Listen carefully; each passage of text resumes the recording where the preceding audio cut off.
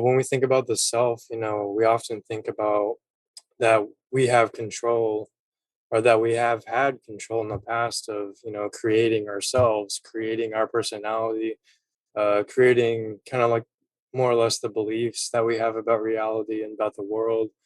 Um, and it's really hard to pinpoint exactly what the self is, just as a basic definition, right? So I can imagine there being several different definitions across the board, and so Yeah. you could define the self as, a set of beliefs about the world, but you could also define it as personality, but you could also define it as consciousness, awareness of my identity and my place in this world. It comes to like self-awareness of being alive, I guess. That creates the self, not only the image, but also the values, being aware, basically what the conscience is doing, just being aware of the surroundings.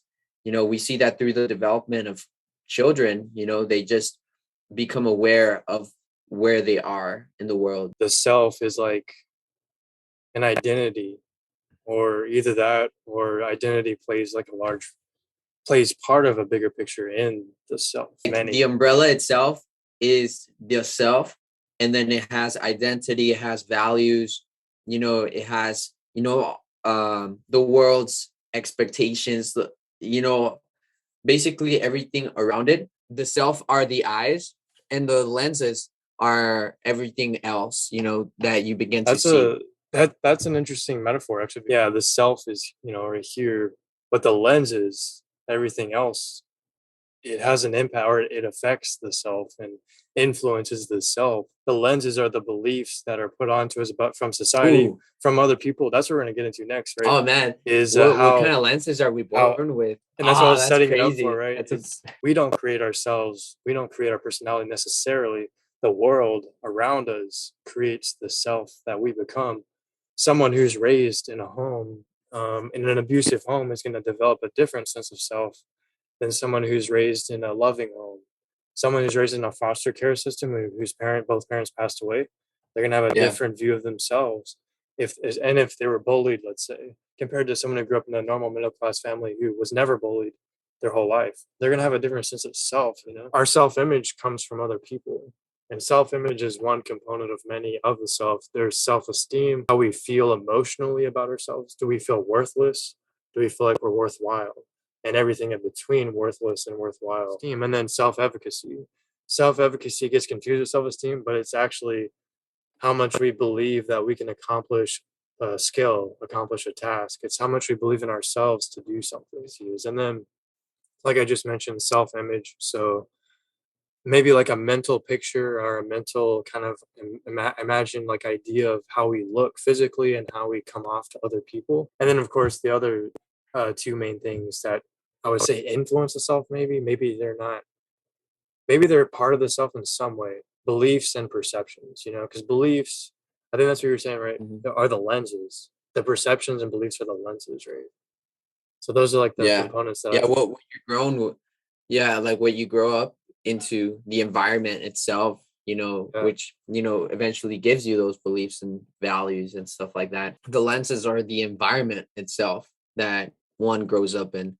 And then the eyes are the self that are constructing, I guess, organizing information to get a better understanding of where one lives, and like you said, the place in the world, like where do Yeah. I fit in all of this, right? In the cosmos there's so much that there is out there, but what do I have specifically that I can give to the world? It's hard to Yeah. capture what you're saying. Like, we can think of it like we're talking about right now in abstract terms. It's so Yeah, hard it's to make it more just like consciousness, as we've more found. tangible. Yeah, because I mean, it's more complicated than even what we just everything we talked about is complicated enough. But when you talk about your relation to other people in the world, then you dive into Bowlby's attachment theory in psychology and his theories of insecure versus secure attachments, which I've told you about this a long time ago, back in St. Mary's University, where the form where a child's development, like early infant, very young child, like the way that the parents treat the child or the caregivers Hmm. treat the child, the attachment they form is dependent upon how they treat the child growing up. And then that actually programs over 50% of what the child's personality and beliefs are about the world. I remember telling you that, then you're like, what? I was like, no, Yeah. that's what we found. And so when you talk about what you're saying in relation to the world, then we have to jump into attachment theory of psychology.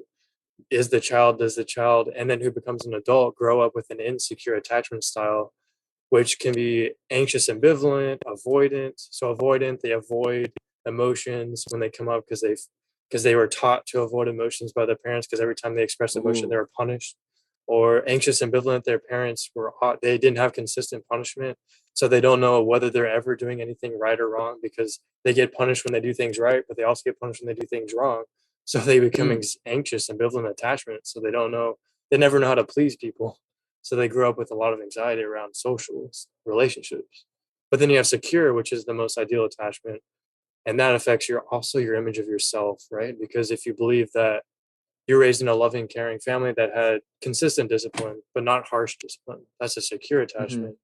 And just quickly running through that, basically what I'm coming to on that is, if you have that secure attachment, you're less likely to believe that other people are going to harm you. So you're more easily going to form positive, healthy relationships. So that all, to me, even those attachment things affect how you view yourself, and how you view yourself compared to other people. And so are you saying that maybe identity is is the self, or is it a component that comes after, Yeah, being part of the world? Like, I